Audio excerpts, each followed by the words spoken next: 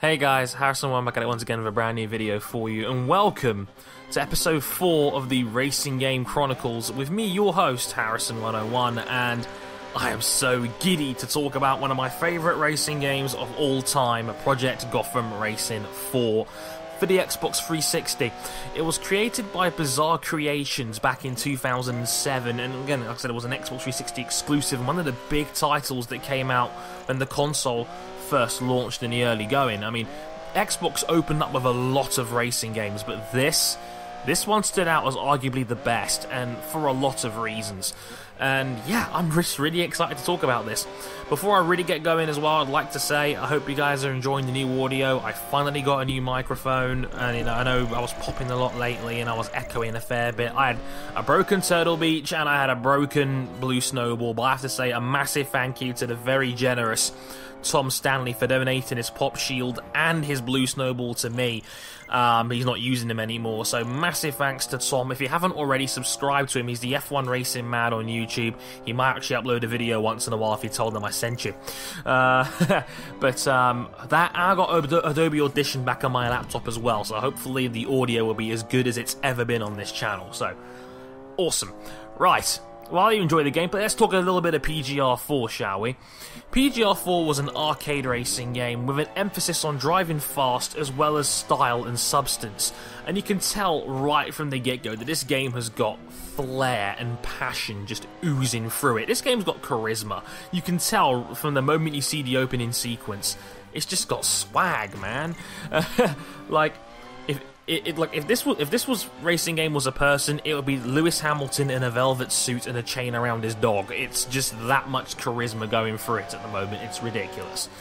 The game takes place mostly on the streets like its predecessors does.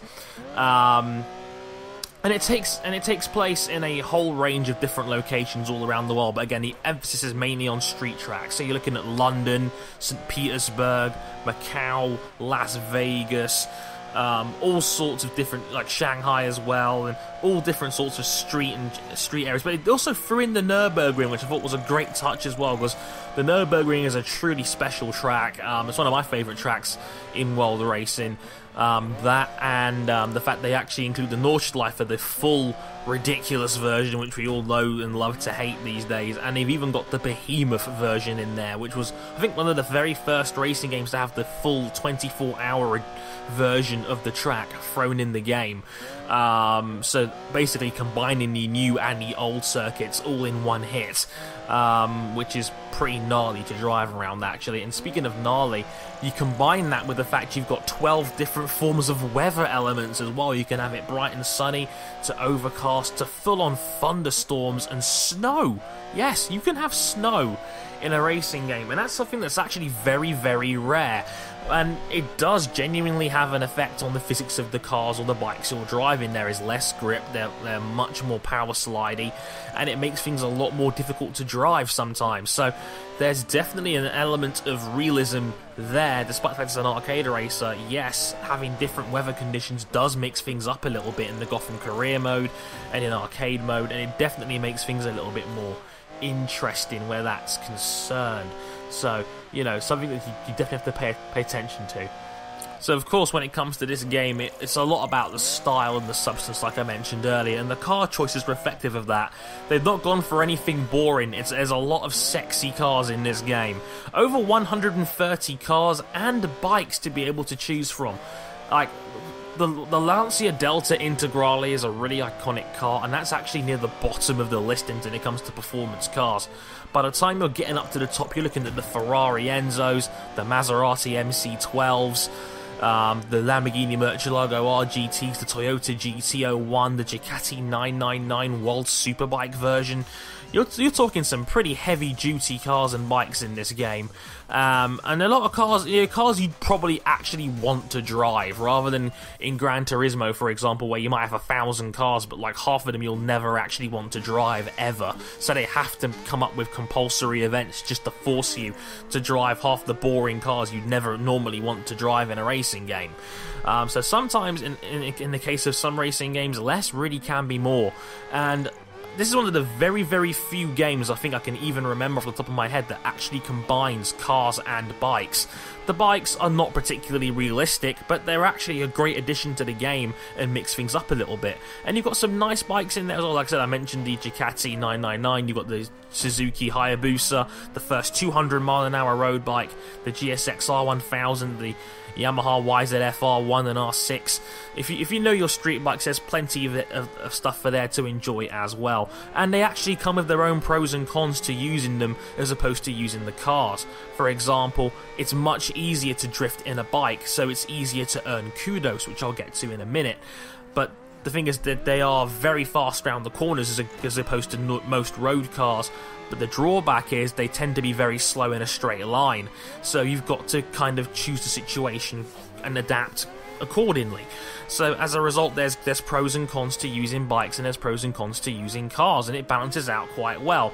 They can take a fair bit of punishment as well when it comes to collisions and impacts without falling off, so it's not a completely unfair gimmick, and the game does hold your hand a little bit when losing a bike. But it's not so unfair as to, you know, using bikes is the only way to win.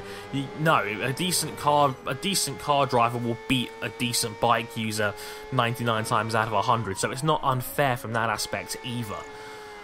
Like I said, mentioning style, like the main point of the game, as well as driving fast in a range of different events, the usual racing car fare, such as, you know, street races, eliminators, time trials, time attacks, drifting events, cone gates as well, so slaloms as well. You've got the element of kudos. Kudos is what you get for basically driving or riding with style. So if you're on a bike, you can taunt, you can pass people, you can get points for endoing and wheeling, as well as drifting, which is much easier to do on a bike, like I said earlier. So it's actually easier to earn kudos on a bike as opposed to using a car and having to drift around every corner, which might not entirely be the fastest way of doing things. So you've got to be a little bit careful of that. One of the things you've got to look out for as well is the time versus kudos events, where, you know, you have to earn kudos to stop the clock from ticking, and that's something that can be very difficult and legitimately quite challenging, which is something I actually thought was quite cool.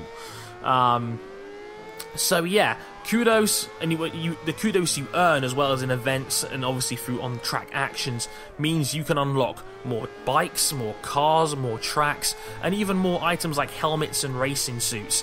Unfortunately, there isn't a massive amount of customization in the game. It's no Forza 2 or Forza 3, when those games are around the same kind of time. In fact, Forza 2 is the prime example. While there's no major deep level of customization there. Yes, you can change your bike levers and your helmet, and you can apply a basic paint job to your car, but there's nothing deeply intuitive about that. It's just a simple paint design more than anything else, so I wouldn't put too much into that. It's a little bit of a minor drawback, but nothing major at all, really. The main emphasis of the game really is the Gotham Career mode, and the Gotham Career is essentially you climbing the ladder against a bunch of drivers around the world as you go on tour. You go through the continents, through different events that eventually become more and more prestigious and in faster and faster cars as you climb through the ranks. From novice to hotshot to eventually to master, where you're driving again some of the fastest cars in the world against some of the best opponents in the world in some surprisingly difficult events. Like, there is some serious challenge in this game. You'd be surprised that you can get caught out. Just because it's an arcade race doesn't mean it's easy.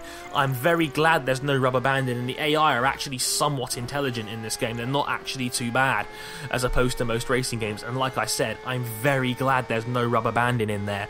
Like, rubber banding is one of the things I find really annoying about a lot of arcade racing games, where if you're going ahead and you're pulling away from someone, the AI will automatically make them drive faster to keep up with you, even when it's unrealistic to keep up with them like that, and to put you under a fake sense of pressure. Many racing games are guilty of this, mainly because of their mechanics or how they're put together. But in Project Gotham, it's not like that. If you're good enough, you're good enough, period. And I actually like and prefer that approach, which is why the game has 5 difficulty settings, which also definitely helps as well. You can actually find something that suits your level more easily, rather than in many other racing games where you're kind of stuck between 2 difficulties and the gaps are so big, you can get caught out, and you never really have a true, realistic, or, you know, experience that's totally comfortable towards you. I know a lot of people who play F1 2014, for example, who essentially are stuck between expert and legend AI because the gap between them is maybe 2 seconds a lap, and it's too big because you're too good for one difficulty but not consistently good enough for another one. So I'm glad that Project Gotham has something that actually works. The Gotham career mode is simple, it's effective, but it's a little bit repetitive as well. Like, by the time you get to the top, you'll be repeating the same events over and over again, and there's only about 5 to 6 hours worth of play there. What adds to the longevity of the game a little bit is the photo opportunities. Because you can take photos, you can take videos, and you can put them on Project Gotham's online service, PGR On Demand. Unfortunately not run anymore because obviously it's been 7 years since the game came out, but you could take photos and videos and download them for the community to share. Way before Forza had their, marketplace where you could download everything. Project Gotham was a big expansion on what used to be known as Gotham TV in PGR 3, so it was naturally a really good expansion of that, and you can even hang them around in your own garage you can walk through when you get to the higher difficulties in Gotham Career Mode. Online multiplayer is very solid as well. It was very solid when it was running as well. I remember that you could have a very big amount of customization in terms of number of AI, difficulty of AI, game modes, cars, whether you wanted to go forwards or backwards, weather. You could pretty much set up whatever the hell you wanted and just be able to go with it. And it worked from that aspect. The level of ingenuity and just trusting the users to use what worked for them is definitely an approach I prefer and I liked, and I think it definitely worked on the whole. So yeah, multiplayer was very solid as well, and the game ultimately had an arcade mode as well, a mode where you were obviously given a range of challenges to earn different medals in a range of cars and bikes in pre-designated challenges. Again, simple, it's effective, it works well, and something I actually wanted to address as well, which not very many games do or care about, is its achievement list. Now, this is something that many racing fans overlook, but a good achievement list can really encourage you to play a game. And one thing I liked about Bizarre Creations and PGR 4 was that you could be an average player and have the majority of the gamer score. Like, the way the game was weighted, like, you would get 60 gamer score for completing something on silver difficulty, but only 5 if you did it on platinum.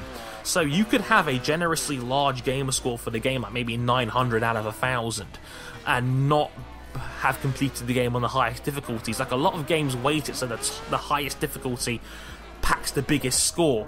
I think PGR is actually quite clever in doing it the other way around. Like, the modest player will have the points. The true elite hardcore players will have the completed 1,250 gamer score, which this game has. And this game can be hard, but it's never to the point where it's frustrating. Like, platinum difficulty is a legitimate challenge no matter which way you look at it, and if you have the DLC, there's a platinum plus difficulty where things get really, really difficult.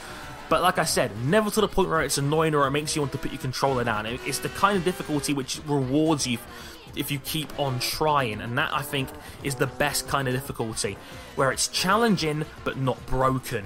And I think that is the way all racing games should be made, rather than just being sheer frustrating or cheap, like a fighting game would be, for example. But what ultimately seals this game for me is the unbelievable level of detail. Like, all 130 bikes and cars, interiors are perfect. You have the complete rotating camera with the right analog stick, so you can see around the interior and not one detail is left unblemished. It's beautiful, and it's brilliantly done. Something Gran Turismo still can't get right years and years down the road. The level of design is beautiful. It is stunning for a game made in 2007. They're decked out, they're wonderful, the replay cameras are wonderful, the photo taking is brilliant. Graphically, obviously it's not amazing for 2007, and it's not much better than PGR 3 was on the original Xbox, but it's still very solid. But the detail is just wonderful. Like, it feels special when you play it, and that is something that is so difficult to achieve in a racing game these days. And the soundtrack kicks ass too. You've got a really nice range of music. Like, half the soundtrack of this game is still on my iPod like 6 or 7 years down the road. You've got a little bit for everything there. You've got My Chemical Romance, Saliva, Lupe Fiasco, Maximo Park, the Kaiser Chiefs, Lady Sovereign, Lily Allen, and a whole heap of classical music thrown in too. So there really is something for everyone, and you know what? The classical music actually works surprisingly well for this game in a chilled, relaxed kind of way and in content. Oh, and check out the puzzle achievements as well. Those are the ones that will generally get your head scratching, and it's worth it trying to figure it out. It's actually quite clever. So check that out if you get a chance as well. Overall, this is a game, if you still own a 360, it's an absolute must-have for your collection. Like, you can get it right now on eBay or on Amazon for like literally pounds, like a couple of quid. And for a couple of quid, you're getting one of the best racing games in this generation, and one of the best racing games of the last decade. This game is absolutely magnificent, and it still sets the benchmark for arcade racing games. Something, I think the overall sector has gone down in quality in the last few years. Like, you see games like Grid Autosport come out in 2014 and you think, this doesn't hold a candle to PGR4. Like, arcade races in general have gone backwards, and this is the game that set the standard, in my opinion, and only a handful of games I can think of have even gotten close or maybe even surpassed this. I can only think of one racing game off the top of my head that's come out in the last 10 years that is better than this, and I might cover it one day. But until then, this game gets a 9.5 out of 10. It's not quite perfect. Like, some of the cars are really hard to handle sometimes, to the point where it's just annoying, and the career mode is a little bit repetitive, but it's still a fantastic racing game, and I still highly recommend it to everybody who has an Xbox 360. Just pop it in the library. Like, you can't go wrong with a game like this. I don't care if you're not even a racing game fan. It's a brilliant, brilliant game, and I highly recommend you check it out. Let me know what you guys thought of PGR4 in the comments below. I hope you guys enjoyed the video. I've been Harrison101, and I'll catch you guys next time. Thanks very much for watching. Sayonara.